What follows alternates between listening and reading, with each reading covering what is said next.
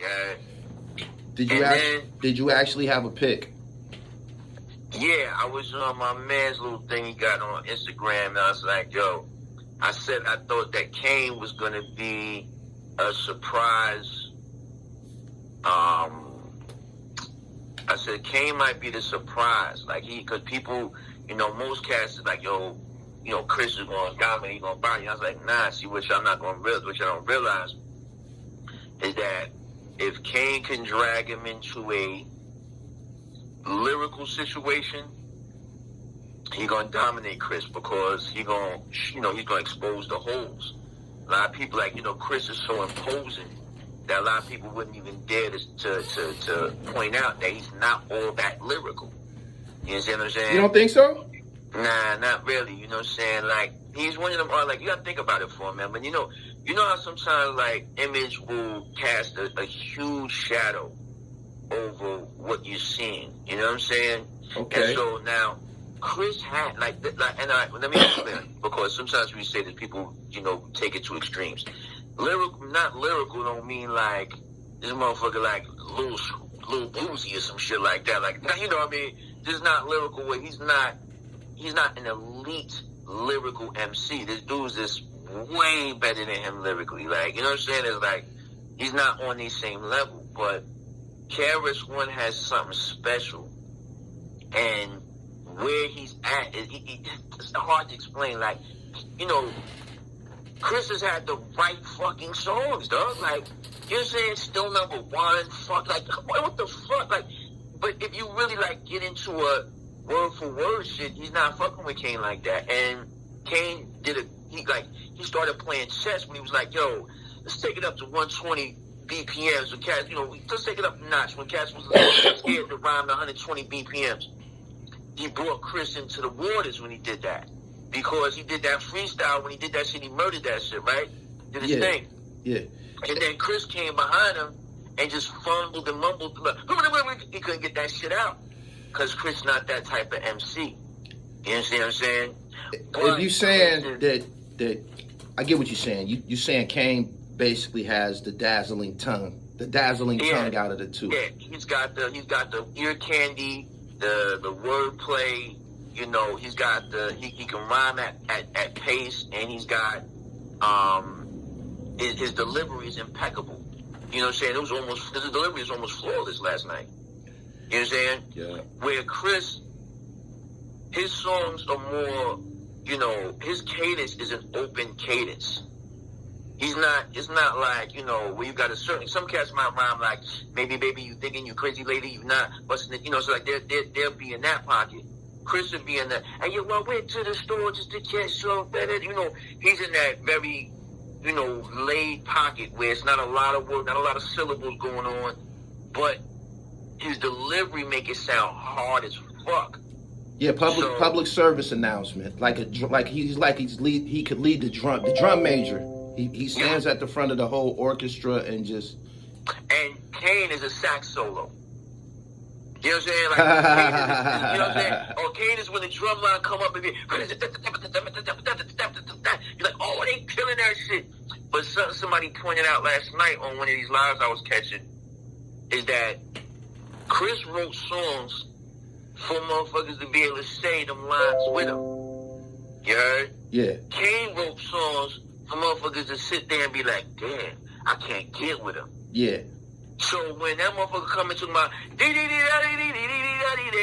oh, you suck, everybody know what to say next. Mm-hmm. You know what I'm saying? Because that shit is built for the crowd. It's jump up shit. Boom bap jump up shit. Right. Kane shit is the shit you're supposed to be like, ooh, this shit is killing it. You know what I'm saying? But when that shit play on stage, Chris should let you pump your fucking arm in the air and like, yo, nigga, my dick big up in this shit. Wait. Like, that's what Chris make you feel like, nigga, fuck niggas up here. Fuck niggas. Like, that's how Chris had you feeling, whereas Kane had you like, oh, Kane killing this shit. But the killing this shit don't make me interact as much as that Chris shit.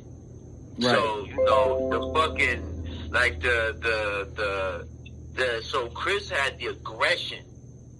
And I was telling my mans, like, you gotta do the knowledge to another level, especially when you chuck music now.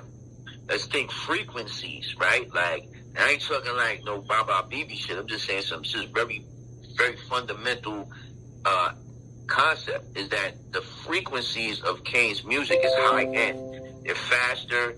The beats have got a higher, like more treble, mid range. They're not bass bottom beats, right? Whereas Chris's shit is sub frequencies, heavy bass. So when that shit play, you know, that shit's what you know, that's head nod. You can't, you know, Kane shit was jump up, party shit.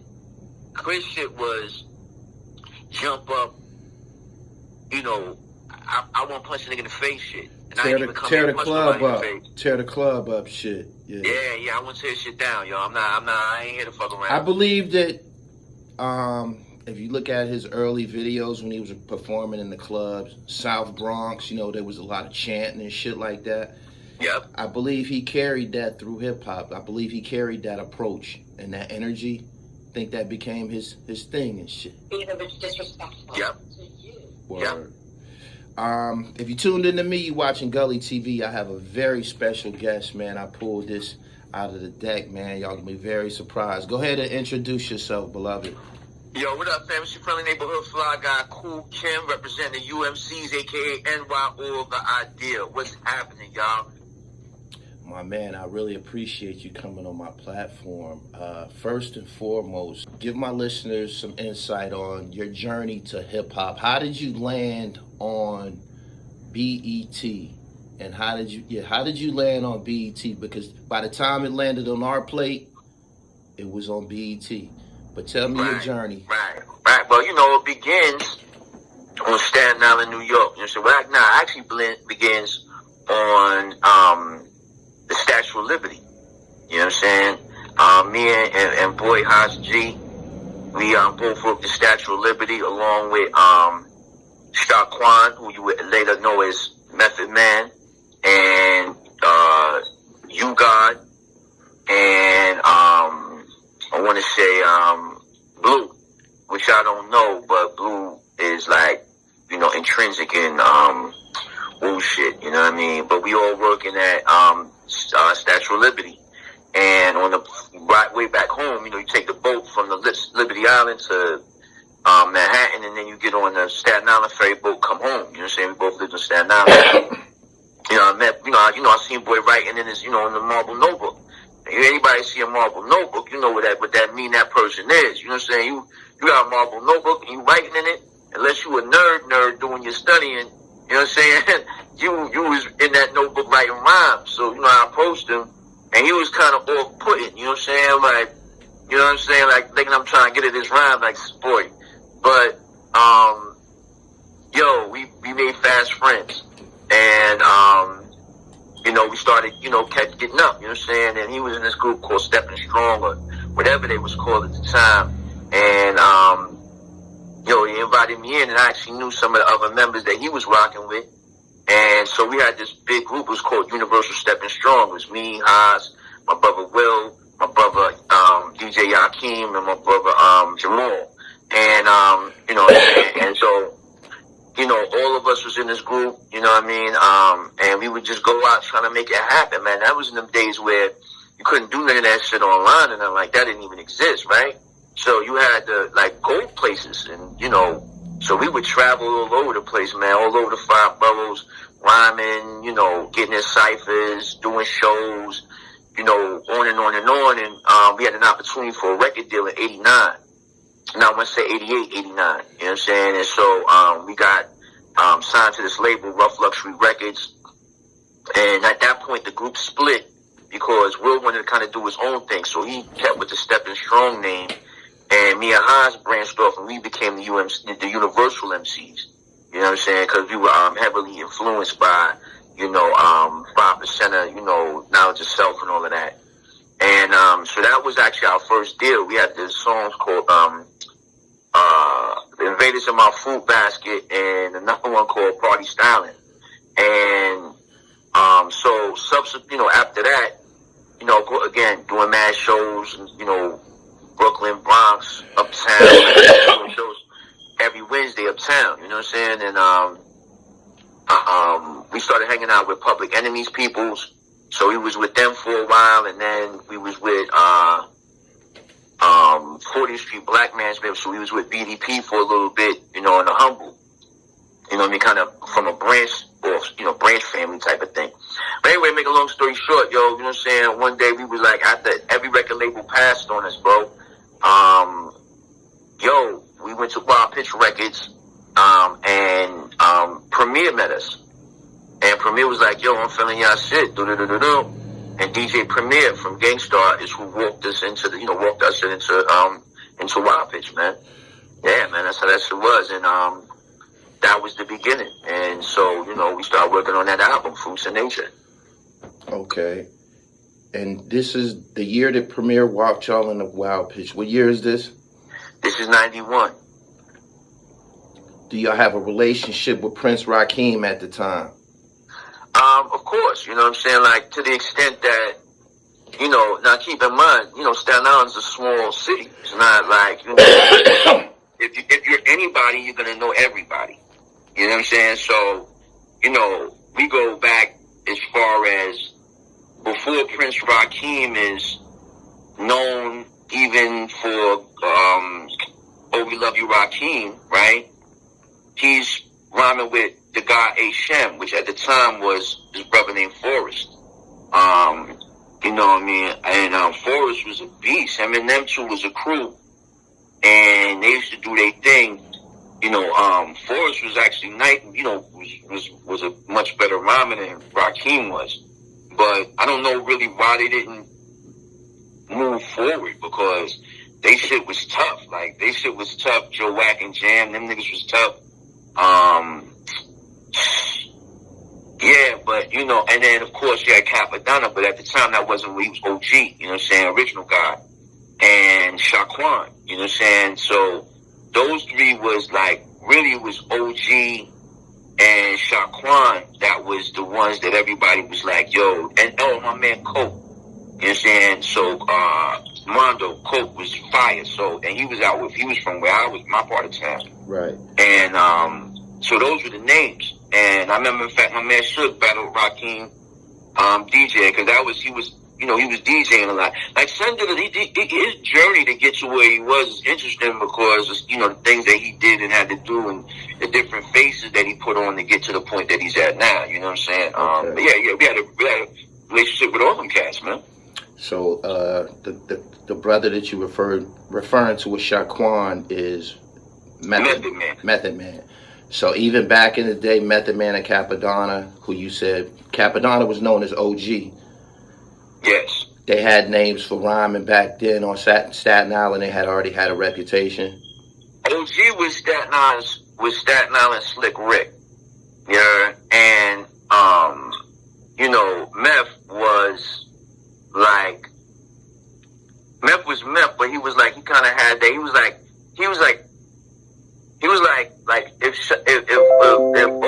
if Kappa was like the dude, Meth was looked at as like the heir apparent. Like, he was the next dude that was gonna be the dude, even though neither of them had done anything yet. You know what I'm saying?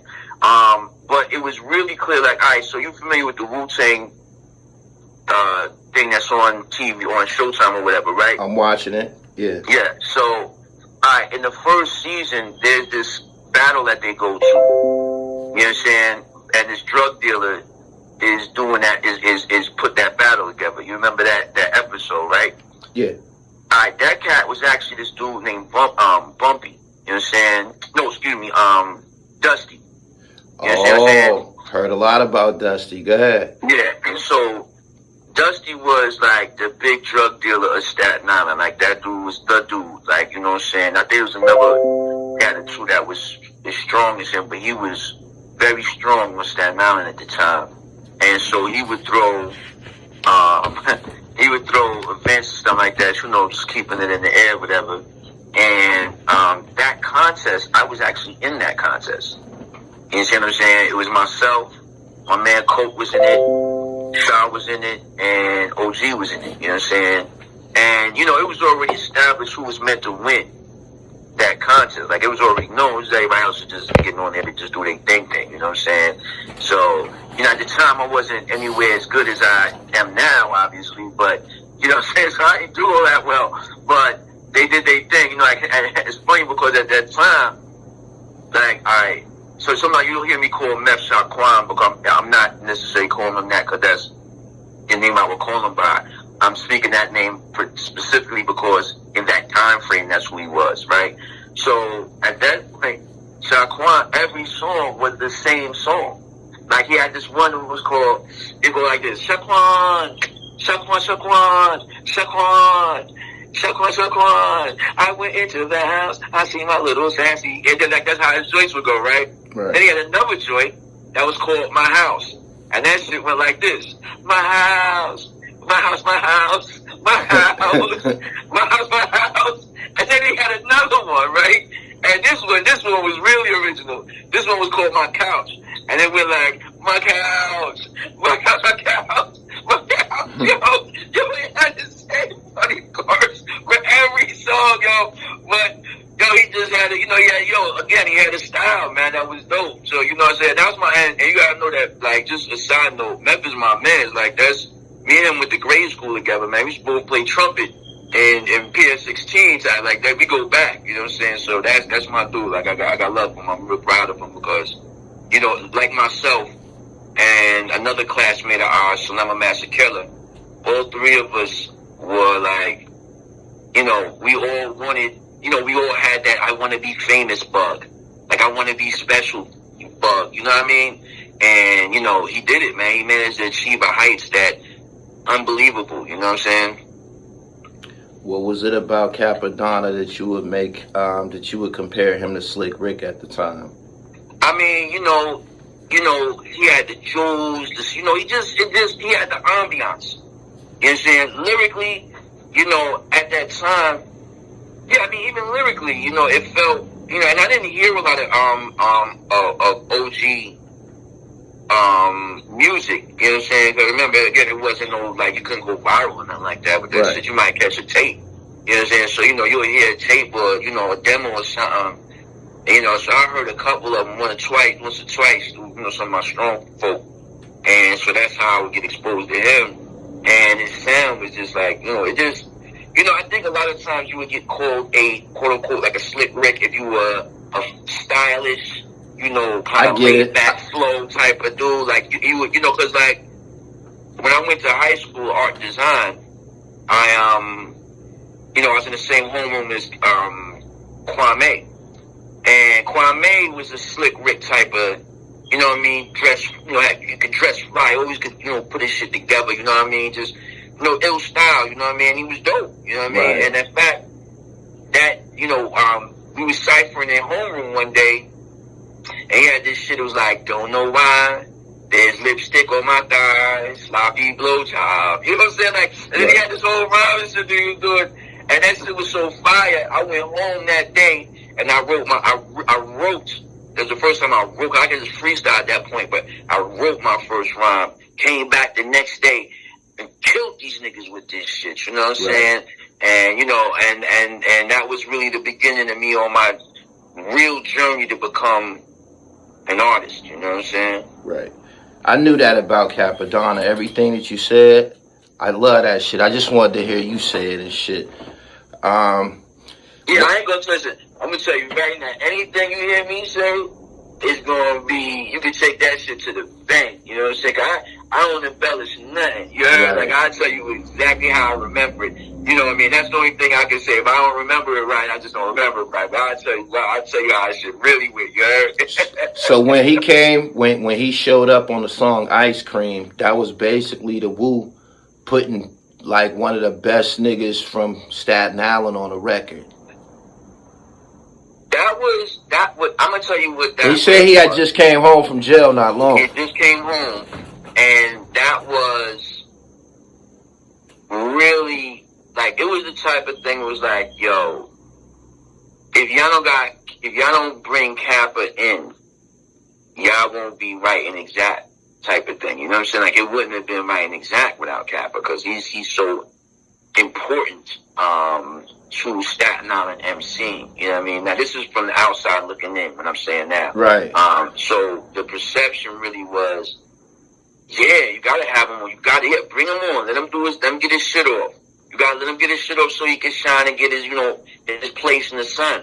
But by that point, he wasn't the best MC on Staten. Like, he wasn't that dude like that. Right. Like, at that point, the other cats had kind of eclipsed him. You know what I'm saying? Right. So, it was more like, it was more of a, well, if that's your flavor, then he's the illest dude. But there was a point that he was just hands down, like nobody, I don't care what style of rhyme you doing, I don't care where the fuck you from, you're just not fucking with this dude. But by that point, it was like, yo, this is the right thing. You know what I'm saying? But I always felt like kind of like, and this is in my opinion, right. I ain't claiming this a fact, what I'm saying next, but I always felt like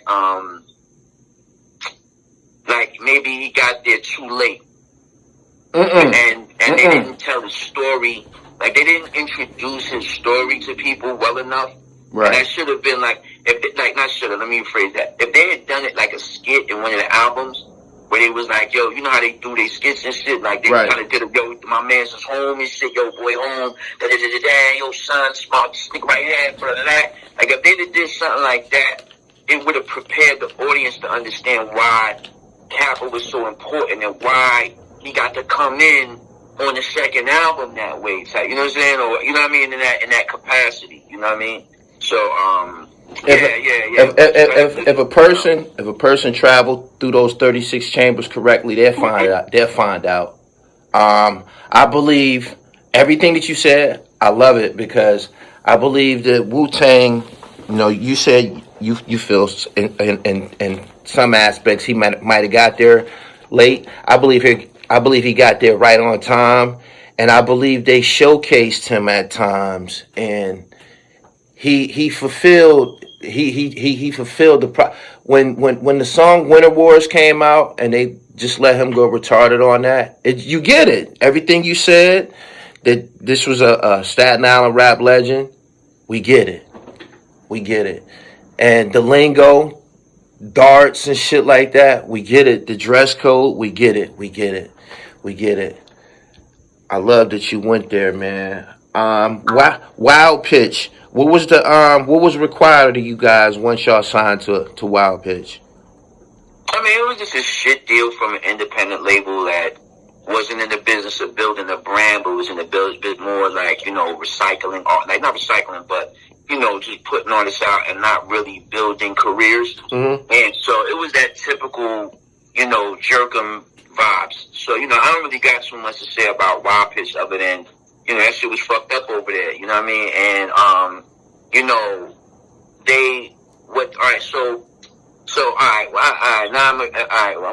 let me build on shit that you probably don't really know, you know what I'm saying, about. So, alright, so UMC'S catch a bum rap throughout the whole everything, you know what I'm saying? We the first from Staten Island to really come out. You understand what I'm saying? We the first to go number one. We the first group to do all of this shit. You know what I'm saying? Force some D's? Nah, because Force some C's. Force some D's. You're talking about Force some D's, you're talking Force some C's. Okay. You understand? If you're going to say they're the first rap group, which they're not. They were a doo-wop group at you know what I'm saying? And they could rhyme, but they were really just going in there as harmonizing and doing that. My brother used to be in this band Phase 2. And Jesse D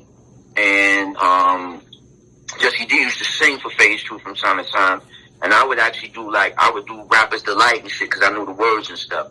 You know what I mean? But so they not a rap group. So sometimes people be like, yo, so like nah. That's almost a disrespect to call him. And even Stevie D will tell you like, nah, we not no rap group. You know what I'm saying? We're R&B group, but UMC'S is the first. Now, there's another cat that came out with a record prior to us. Mm-hmm. But it was kind of like, it was, he just came out with a record. Like, it wasn't like, yo, this is, so we're generally regarded as the first artist from Staten Island to achieve any level of whatever, you know what I'm saying? Okay. And what it was at the time, like I said, you got artists that people thought were going to be the first or thought were going to be thing. You know, METH, Kappa, you know what I'm saying? People thought that Forrest, you know what I mean? Asham rather. You know, they thought those were going to be the first cats. And it was the UMC'S. And, you know, alright, so let's take it back a little even further. Years ago, there was this group that came out with this song. And I forget how that shit went, what the name of the group was, but they had a chorus in their little part that just like, Manhattan makes it Brooklyn takes it, Queens is the whack, Staten Island soft and smiling, and the Bronx is bugging out on crack. We're from Brooklyn and we're cooking, and, you know, so that's how that shit went. Damn. Yo, that Staten Island soft and smiling shit, Yeah. that shit has such an impact. It was so impactful to Staten Island that I can actually call it traumatic, because niggas went berserk when they heard that shit. Like, niggas went berserk, like, yo, the collective chip that got on Staten Island's shoulders was so insane. And niggas started bugging out, like, going out of their way to let niggas know they wasn't soft. Because you can't be knowing soft just smiling, dog. Like, you know what I'm saying? Like, you know what I mean? And now listen to this, right? Now, think of that, right? And then think of the UMC'S coming out. First album, we come out, we actually smiling on the record. You know what I'm saying? We're actually like, and we're making music that's not hardcore. We're making, we were really Staten Island's Tribe Called Quest, Staten Island's De La Soul, Staten Island's Souls of Mischief. Like, we were Staten Island's group that had, depth of more intellectual, fun, enjoy yourself, creative hip hop. Right. But Staten Island, like, and I'm saying this in retrospect, Staten Island, what Staten Island wanted was somebody to come in and earn them their respect, not realizing that UMC'S had earned Staten Island mad respect because, people had mad love for us, like, nationally, like, the thuggest shit in the world, niggas would be like dancing around. I remember one time Ice Cube saw me in the fucking club. He grabbed my hand and started dancing around in the circle. Man, fucking Mike Tyson. He saw me, he was like, oh, dancing around with me and shit. Niggas loved us. You know what I'm saying? But for Staten Island, But for Staten Island, it was like, nah, these niggas don't, I need Staten Island, soft and smiling, and now these niggas are singing Blue Cheese. No, we need niggas that's going to sing some other shit. So what ends up happening is, when Wu-Tang starts coming out, now again, like I told you, I went to school with METH. You know what I'm saying? I know you guys. We hang out all, in front of my man Jello's, house on Westerville. You know what I'm saying? Like, so I know his son, Intel. That's I mentored him, Intel. You know what I'm saying? Years later. But, I know these people. So when we did the first album, if you listen to like Any Way the Wind Blows and a couple other joints, you hear us shout out Wu-Tang. You understand what I'm saying? So the first time you hear Wu-Tang on a record, you're hearing it from the UMC'S. You know what I'm saying? Wu-Tang blow it on the board. You pass the microphone to the UMC Ozzy. You know what I'm saying? I'm like, yo, flip my style and start the flow Tang Woo. Little boy Blue come blow your. This is shit that we was saying. So we was bigging them up because we knew. These are people that we knew. Right. Boom. When Wu comes out, it's like this whole campaign of like, fuck UMC'S. You understand? And so it would be like mad antagonistic. And it was like, yo, what the fuck is this? Like, why, what's happening here? Because, this is people that we grew up with. Like, you know what I'm saying? Like, what, this good that they're coming out. We're all gonna do it. What's the fucking problem? You know what I'm saying? Right. But, see, that's the difference between a motherfucker that be doing it and a fan. Like, fans sometimes is the worst shit for hip-hop because fans treat music like a sport or like a football team or their favorite basketball team versus it being art. You understand what I'm saying? And so, there was this huge line that started getting drawn in the sand between UMC'S and Wu-Tang. And it was like, yo, now from my perspective, it was like, yo, there ain't no line in the sand. What the fuck is wrong with y'all? You know what I'm saying? So, I remember one time we was on a boat, And it's just, there's a lot to like, like I said, I'm speaking the facts as I know, you know what I'm saying, and what I experienced, you know what I mean? So we was on a boat one time, and Rakeem was, it was Rakeem and Haas was having a conversation. And for some reason, everybody always would get it like Haas was the leader of the UMC'S and shit, right? So Rakeem is telling Haas that we need to, he basically trying to debo us, basically. Like, yo, you know what I'm saying? You got to put this one, that one, and that one on your next shit. You know what I'm saying? Boom, boom, boom. And then this, and I'm looking at this like, son, wait a minute. And so Haas, Haas is from Stapleton. Like, son is not, he wasn't like, I ain't gonna just roll over. Nigga, like, what you tweeting? Hold up, son. What the fuck is, that don't even make no sense. So he's like, nah, son, like, wait a minute, hold up. It's not even that kind of situation to do that. Like, we're not even in that situation. Like, even if we wanted to do that. Hold on. Are you implying that RZA was telling Haas that y'all need to make a certain sound? Y'all need to put out. I'm not implying. What I'm telling you is that RZA told Haas that he needs to put songs like this. I forget who exactly he said to put on the record, right? But he's like, yo, put these dudes on your next joint, you know what I'm saying? Boo, boo, boo. You know what I mean? But the way he approached it was on some Debo shit, like niggas like was gonna roll us over type of thing.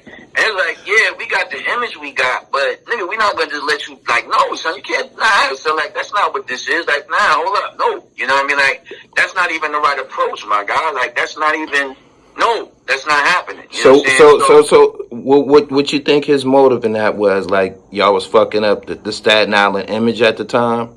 Nah, not at all. His image was, and it would later come to pass. And, what I'm going to say, some of the things I'm going to say is going to be hard for cats that are, diehard Wu-Tang fans to hear. But again, I'm a diehard Wu-Tang fan. Go ahead.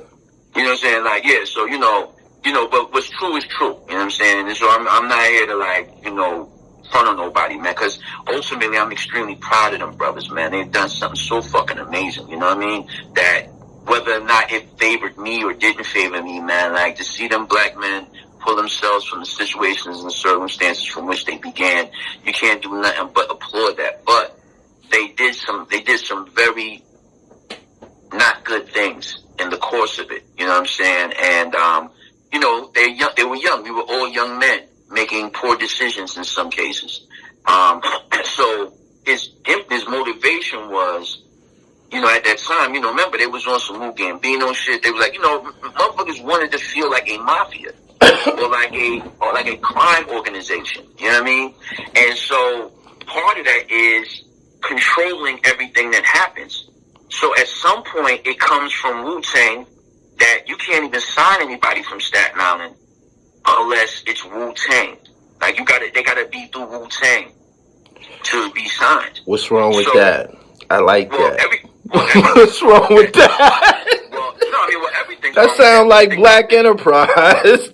That sounds like incredible. That sounds like they were promoting black commerce, black entrepreneur, that was black empowerment. Ideally, yeah. Ideally, that would be what that was if they had the capacity to do that. But they didn't. What ended up happening is it was very misguided because right now what you will see is that after Wu-Tang, you never hear of anybody else from Staten Island ever succeeding. It ends. So you have no idea how much dope music you've never heard from artists that you never heard because of that. And ultimately, if you stifle black artists from achieving their goals because you create a condition that they can't even get an opportunity unless they go. Hold on, beloved. Is Pacino and Flea Lord from Staten Island? Who? Pacino and Flea Lord. I'm not familiar with those two names. Okay, go ahead. You know what I'm saying? So, ultimately it's like, well, damn, that's not. Pardon me, they from Far Rock. They was from Far Rock. Pardon me. Go ahead. Right. You know what I'm saying? So, now you had Now Born Click, you had EOD, you had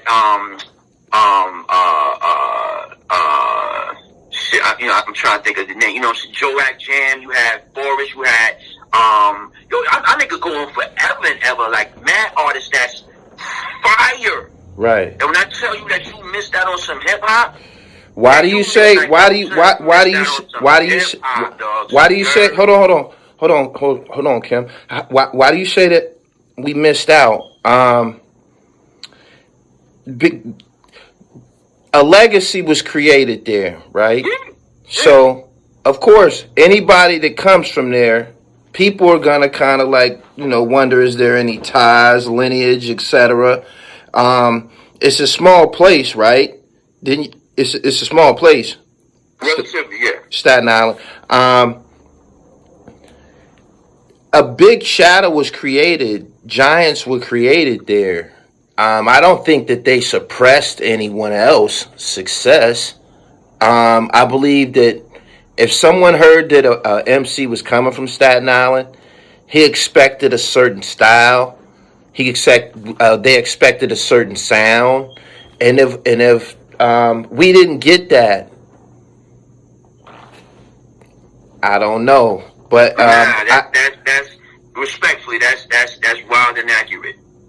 You gotta keep in mind what we're talking about right now is that it's the difference between perception and what actually happened, right? So if I perceive what you did after the fact as, well, something, we got this and that and the third, but I'm telling you that, yo, B, you missed out on mad dope hip hop. Now think about this. Let's talk about Queens MCs, right? There's a whole wide array of different artists, from Nas to Tribe Called Quest to Mikey D, LL Cool J. There are 500 different flavors of MCs that have come out of Queens.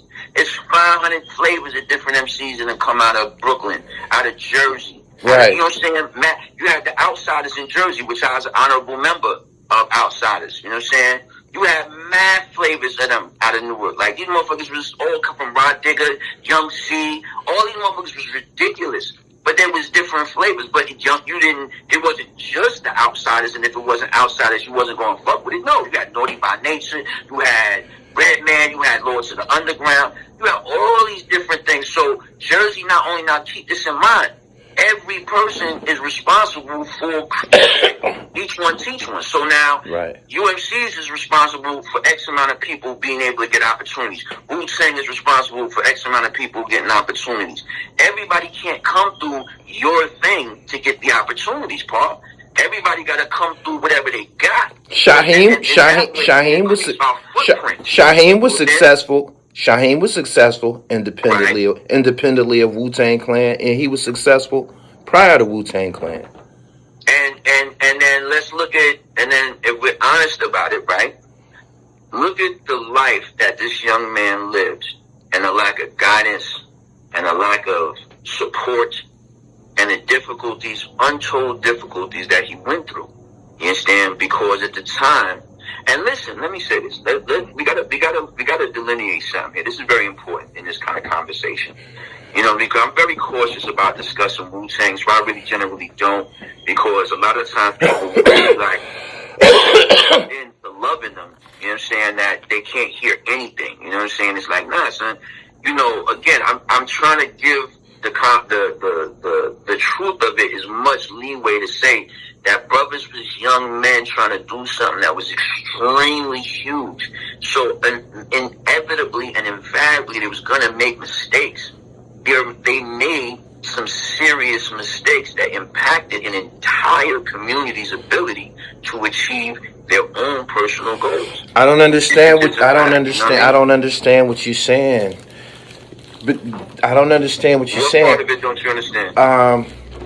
When you say that they made some mistakes that affected the community, are you saying that certain people didn't get a shot under the Wu-Tang umbrella?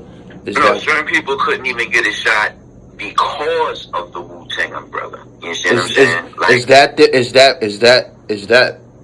Is that something that Wu-Tang, a dynasty, should be faulted for? I mean, yes. Huh? Why you say that? Because if you quite literally put it like, all right, let me ask you this though, because this is important. Do you believe that blackballing is a thing in the industry? That people get blackballed? I believe. Or do you know that? I believe in y'all era it was a little bit more real. now with the methods of social media, internet, etc., I think it's impossible to blackball someone. Absolutely false, brother. Let me tell you something. Remember, what do you use? You don't go on social media and go on platforms that you own, right? You go on platforms that other people own, correct? Essentially, yeah, I got my own, but yes, sir. Absolutely. Right. You know what I'm saying? And then even if you think about it like this, if you, in my life, I've been a data center technician. I've been an IC for over 30 years. You know what I'm saying? So now, if I'm telling you that, I used to work at MCI WorldCom. You know what I'm saying? And I know for a fact that I can make it so that your server does not get as much traffic routed to it as anybody else's. If I don't like what you're talking about. That's active now. They do that to people like me. They call it shadow banding. Banding. So boom, that same black bull shadow band. You know what I'm saying? Same thing, different. Same shit. Right. Different term. You know what I'm saying? And them days, you could just do something, put a word out in the air, and that just be that for you. You see what I'm saying? And everybody be with it. To put it blunt, niggas be with it. You be like, yo, nigga, how you gonna let these Jewish record label motherfuckers tell you that I am blackball, and be the same people doing the same, like, what, that type of shit. So believe me when I tell you, at that time, WU-TANG had the power to say that. You said WU-TANG had the power to say that? Yeah, and they did, without question. I don't think nothing was wrong with telling someone, look here. This us, the Wu. This is how we moving. And if you a record label and shit like that, if you come to Staten Island, you should holler at us first. Now imagine this. I don't think there's nothing wrong with that, huh? All right, so now you got Gully TV, right? Black men ain't always had the power to do that type of shit. I'm saying, that's cool. And even though you get access to a power, don't mean you should use it. You got Gully TV, right? Yes. So now, Doggy Diamond say, nah, boy, nobody do this shit. You know what I'm saying? Unless they doing it through Doggy Diamond's TV. It's a busy for you. Tell me how good that is. Because, he has a dynasty. We all can say that. We all say that on the regular. We all bring different. We all have different styles. But if he can enforce it, huh? He says it that it actually happens. How good is that for you? I can't relate. I can't see it happen to a person like me. I can't relate. Exactly. You feel what I'm saying? Right. You can't relate to that. What I'm saying to you is that's what happened to Staten Island. You could ask King Just. You know what I'm saying? You could ask JoJo Pellegrino if they're being honest. You know what I'm saying? 'Cause I was in the room one time. JoJo exists. He exists. He exists right now. Exactly. You know what I'm saying? He exists. Right. He exists. Right. JoJo Pellegrino exists. Yeah. He created. Listen to what you're saying. He made it through. JoJo Pellegrino exists. He exists. Yeah. That's what how was he gonna get on? How was he gonna get on? What was he gonna do beyond mixtapes coming out of Staten Island? What was he gonna do? A white boy Italian from Staten Island that's fire like that. What was he gonna do? You implying that? And we talking in a world where Eminem is considered a rap god. That's opinionated. I get what you're saying, but I get what you're saying. Say less. That's all. You know what I'm saying? Like, that's all. You know what I mean? If you're in a world where Machine Gun Kelly, Eminem, and all these cats is at with it, and you tell me that JoJo Pellegrino is fire as Joe is. JoJo Pellegrino had no platforms to be. He was visibly. If you went down with mixtapes and shit like that, you didn't know who he was. He had no visible form of delivering his image to the public. There was no. JoJo Pellegrino was almost like right prior to the DVDs. He might have caught a little bit of the DVD era, but Joe was in the listen. He was not only was he in the DVD era. He was before something. JoJo been fire years and years and years and years. King Just been fire for years and years and years and years. I still don't see the connection in what WU-TANG did to them respectively. If I put it in the air that you can't work don't work with any artists from Staten Island that are not Wu-Tang. Yeah? Yeah. They're not under the banner. Yeah. And you put this out, and at the time, you have relationships with multiple labels because you have artists spread out through multiple labels from your core. Yeah. Right? You have now created a situation where Staten Island is blackballed. They cannot get deals. Now, I'm somebody that not only walked in the doors to get deals, but walked people in the door to get deals and experienced it. Oh, okay. Okay. Okay. I get that. King Just, when I say these names, King Just is somebody who experienced it. Now, let me give you the facts on that. One day, when I was, years later, when I would be NY Oil, right? I'm in the studio. I'm at, Remedy. You know Remedy, Remedy, of course, right? Yeah. Oh, he is, yes. Yeah. Okay. So I'm at Remedy studio. And we all there chilling and whatever, they smoking blunts, whatever they doing, you know what I'm saying? And I'm showing them the NY Oil shit. Like I'm putting them on to the, this internet, like, I use the internet this way. I'm giving them what knowledge I got. And that's how I give it up. You know what I'm saying? Like, son, this is what I've been doing and that. So as I'm doing this, right,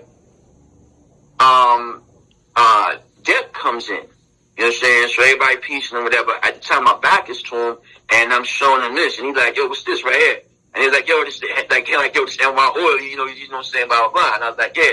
And he's like, I don't like this nigga, right? And he was like, so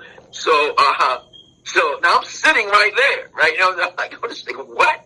So everybody like takes a gasp for a minute, you know what I'm saying? And so, just, man, I can't think of this brother's name. I wish I could, man, because I have so much respect for this dude for what he did. So he's like, oh, why you don't like Cool Kim? Obviously, why you don't like NY Oil? So Deck says, yeah, because, son, we out here smoking mad blunts and we trying to do this and that. You're saying, man, he mad hypocrite. So at that point, I spun around in the chair like, son, you don't like me? I'm NY Oil. What you mean? You know what I'm saying? Like, what you mean? So like, what you talking about? You know what I'm saying? So he like, oh, I heard this. I said, brother, I'm sitting in the room with you right now, and you don't see me smoking no blunts with you. I was son, my next door to me. My wife went away. Like, what you talking about? They're like, son, I ain't no pose. I'm not no fake dude. And so now we having this conversation, and I'm like, if anything, it's y'all dudes that's hypocrites, because this is where this conversation comes. I'm like, son, y'all the ones that put it out there like Staten Island couldn't get signed. Right? She's like, nah, son, we never said. He says, nah, son, we never said that. So what ends up happening is this is this really heavy moment, because this is the moment when this is either going to be a conversation or it's going to escalate, because basically now one of us is calling the other a liar. You understand what I'm saying? But I'm realizing that he's not the one that said this, right? Because he's not. It's coming from the higher ups. It's coming from Rakim and Devon and them. You know what I'm saying? So I'm like, son, y'all said that. And just as it was about to be a back and forth thing, King Just Man was like, nah, son, y'all niggas said that. And then a couple other people in the room. It was me, JoJo, Just, Remedy, and someone else was in there. And then when Boy said that, Deck was like, like you could see him like oh shit, like you could see the surprise, like you could tell he just had no idea this shit. You know what I'm saying? And he was like, yo, son, I never heard no shit like that. He's like, yeah, dog. Cash was telling them shit that happened some behind this shit. And I only tell this story not because it's about, this nigga said this about me and I was confronting him. No, because what it was why I tell the story is because I gained a lot of respect for Deck that day.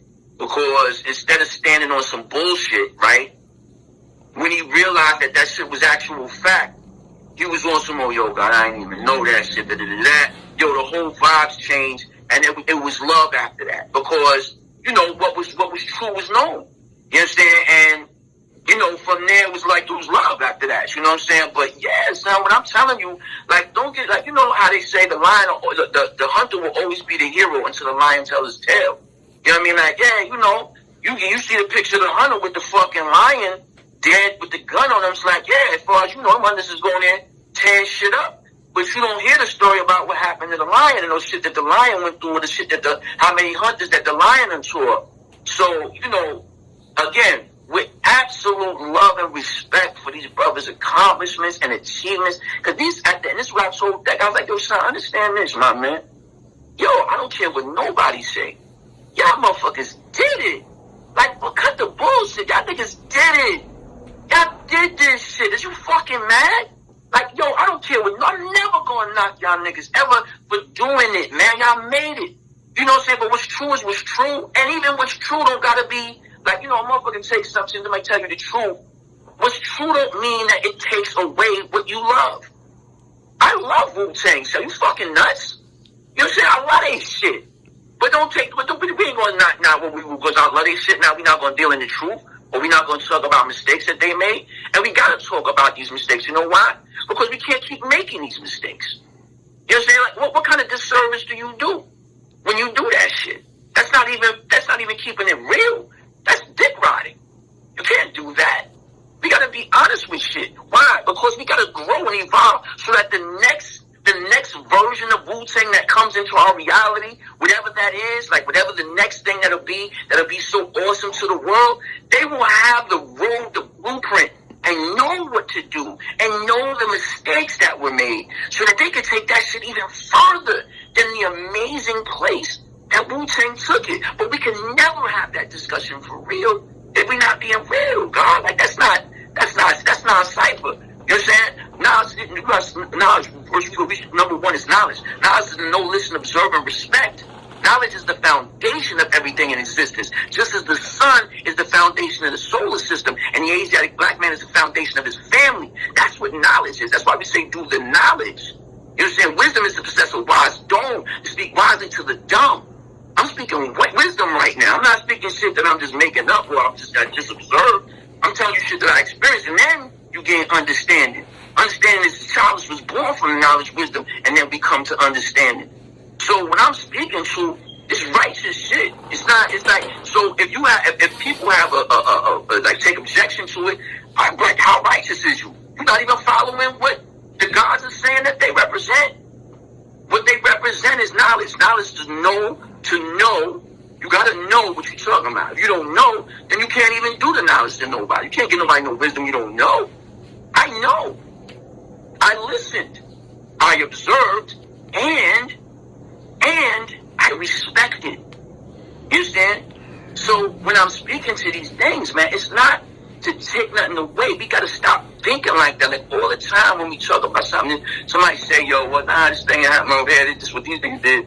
And that just don't, you know, equate into the edification that we put on somebody. Then that nigga is a hater. Like, nah, this ain't no hate, it's mad. So, I'm telling you what happened. Essentially, WU-TANG totally monopolized the island of Staten Island musically. No, WU-TANG undercut Staten Island artists is what that is. Not monopolized. They undercut. They monopolized the industry, and they did an amazing job of it. But what they did in Staten Island wasn't monopolizing. Monopolizing requires something else to happen. What they did was they undercut artists' ability to achieve their goals. And this is just how that was. And it's just unfortunate because I think that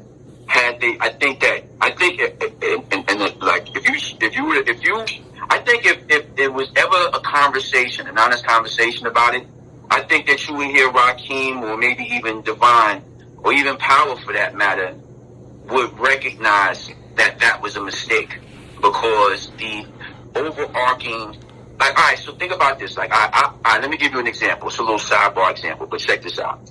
I owned a bar here in Augusta, Georgia, right? And, you know, there's other bars, black-owned bars, and I just be like, yo, I get up with these cats. I'd be like, yo, listen, friend, competition is none. We're not here to compete with y'all brothers, man. Let's have a vibe. When y'all doing y'all thing, I'm doing my thing. We're not even consolidating. Y'all do y'all got y'all kingdom over there, I got my kingdom over here. But we could cooperate, though. You understand? Let's cooperate so that, yo, man, motherfuckers is fucking with you on this shit. You know what I'm saying? They might bounce from you to come over the flow. That was my bar's name. And I'm going to party with them and boom, boom, boom. I'm going to send their ass over the fucking, the shit down the block from me. Go, you know, saying niggas go there. You know, it's like we gonna keep the party going. Like fuck that shit too. We got to close it down. And niggas was like, yeah, I'm with that shit. That's, you know, because if you got the only shit on the block, if niggas is not fucking with your shit for whatever reason, like let's say a nigga ain't into that shit, well then he dead on all that shit. And ain't nothing else to come from that place. But if he like, yo, I fuck with the Wu, that's my shit, or they like, nah, I ain't really hard on that Wu shit. I'm on that, you know, Souls of Mischief type of vibe. So, oh, you got Wu-TANG, you got UMC'S. Oh shit, that's right, they got UMC'S. I'm gonna fuck with that. Oh, they got, you know, Now Born Click. Oh, they got EOD. Oh, they got, you know, saying, Rugged Bastards. Oh, they got, you know, saying on and on and on and on and on. You know, whole, you know, and that's literal commerce coming into the island. You know what I mean? So you got to look at the long game. And I think that now with these men having achieved the things they've achieved and the way that they move in this point in their life, I think they would definitely have not done that. I know they wouldn't have done that shit. I know they wouldn't have done it because having spoke to a couple of them on that, they wouldn't have done that shit. You know what I'm saying? That's how much I know that. According to the story, the front office at Wu-Tang had a background in the streets. Nas once said, sometimes the rap game reminds me of the crack game. Them niggas got into the music business and basically told the rest of the industry, don't fuck with our corner unless unless you holler at us.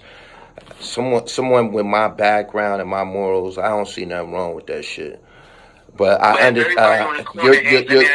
your truth is your truth. You said that, you know, you went places and it affected you personally. So I totally understand. I totally understand.